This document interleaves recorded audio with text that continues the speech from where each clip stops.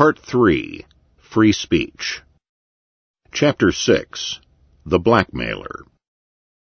At first glance, it is not hard to answer the question, is blackmail really illegitimate? The only problem it would seem to pose is, why is it being asked at all? Do not blackmailers, blackmail people? And what could be worse? Blackmailers prey on people's dark hidden secrets. They threaten to expose and publicize them. They bleed their victims and often drive them to suicide. We will find, however, that the case against the blackmailer cannot stand serious analysis, that it is based upon a tissue of unexamined shibboleths and deep philosophical misunderstandings.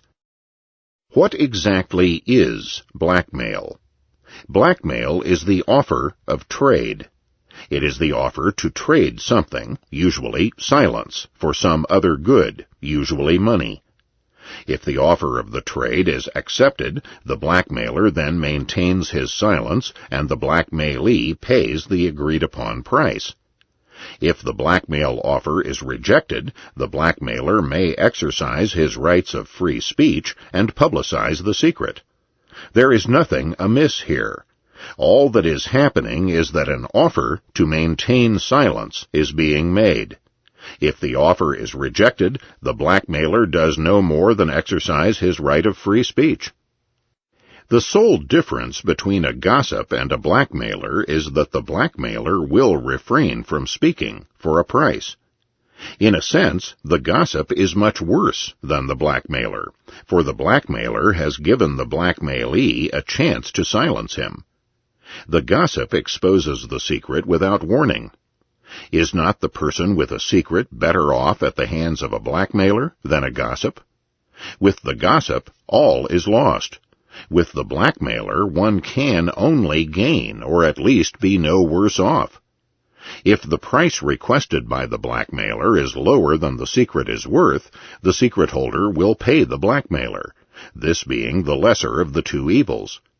He thus gains the difference to him between the value of the secret and the price of the blackmail. When the blackmailer demands more than the secret is worth, his demand will not be met, and the information will become public. However, in this case, the person is no worse off with the blackmailer than he would have been with the inveterate gossip. It is indeed difficult, then, to account for the vilification suffered by the blackmailer, at least compared to the gossip, who is usually dismissed with slight contempt and smugness. Blackmail need not entail the offer of silence in return for money. This is only the best-known form. But blackmail may be defined without reference to either. Defined in general terms, blackmail is the threat to do something, anything which is not in itself illegal, unless certain demands are met. Many actions in the public arena qualify as acts of blackmail, but instead of being vilified, they have often attained a status of respectability. For example, the recent lettuce boycott is a form of blackmail. Through the lettuce boycott, or any boycott, threats are made to retailers and wholesalers of fruits and vegetables. If they handle non-union lettuce, the boycotters assert, people will be asked not to patronize their establishments. This conforms perfectly to the definition, a threat that something not in itself illegal will take place unless certain demands are met. But what about the threats involved in blackmail? This, perhaps more than anything else, is the aspect of blackmail that is most misunderstood and feared. At first glance, one is inclined to agree that threats are immoral. The usual dictum against aggression, for example, warns not only against aggression per se, but also against the threat of aggression.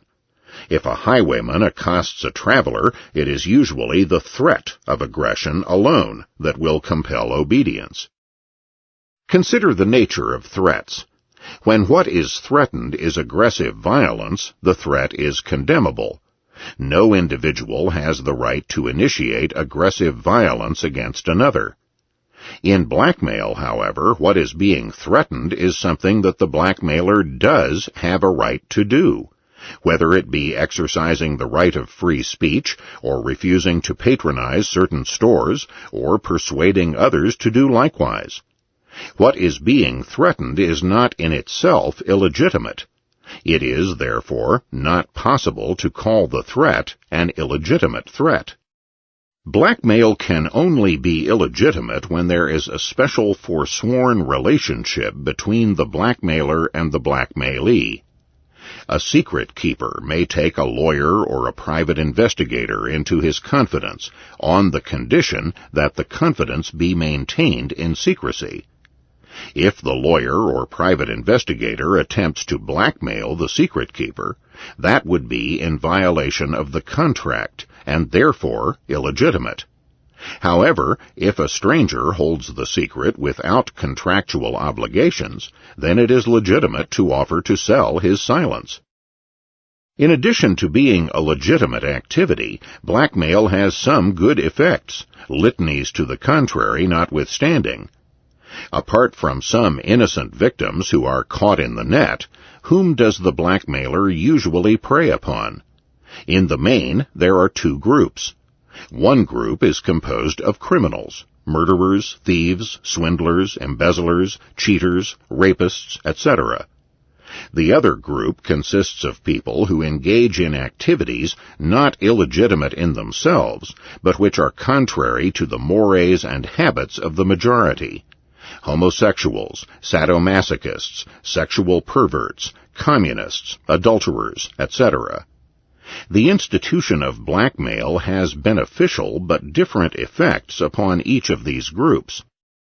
In the case of criminals, blackmail and the threat of blackmail serves as a deterrent. They add to the risks involved in criminal activity. How many of the anonymous tips received by the police, the value of which cannot be overestimated, can be traced directly or indirectly to blackmail?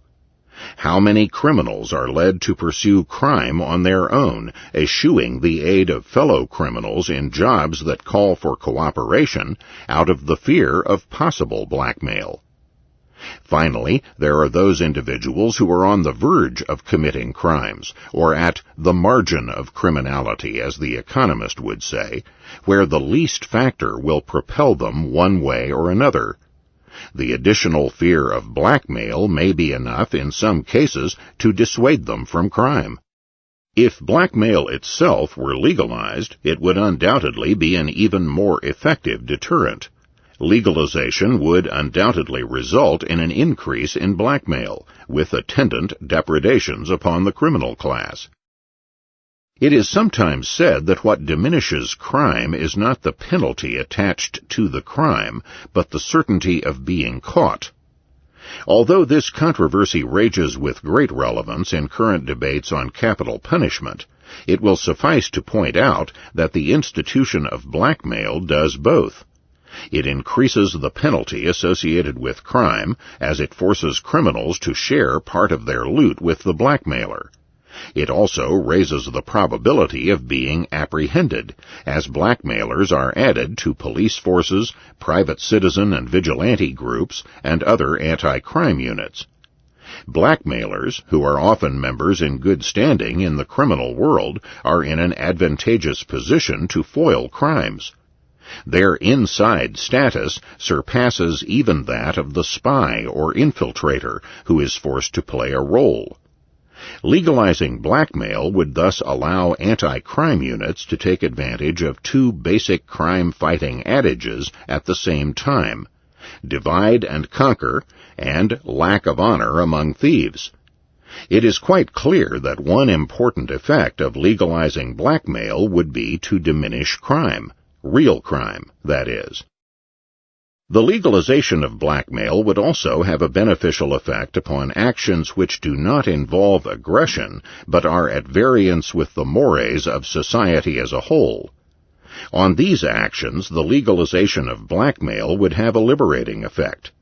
Even with blackmail still illegal, we are witnessing some of its beneficial effects. Homosexuality, for instance, is technically illegal in some instances, but not really criminal, since it involves no aggression. For individual homosexuals, blackmail very often causes considerable harm and can hardly be considered beneficial. But for the group as a whole, that is, for each individual as a member of the group, blackmail has helped by making the public more aware and accustomed to homosexuality. Forcing individual members of a socially oppressed group into the open or out of the closet cannot, of course, be considered a service. The use of force is a violation of an individual's rights. But still, it does engender an awareness on the part of members of a group of one another's existence. In forcing this perception, blackmail can legitimately take some small share of the credit in liberating people, whose only crime is a deviation from the norm in a non-criminal way. In reflecting on the old aphorism, "The truth shall make you free," the only weapon at the disposal of the blackmailer is the truth. In using the truth to back up his threats, as on occasion he must, he sets the truth free, very often without intent, to do whatever good or bad it is capable of doing.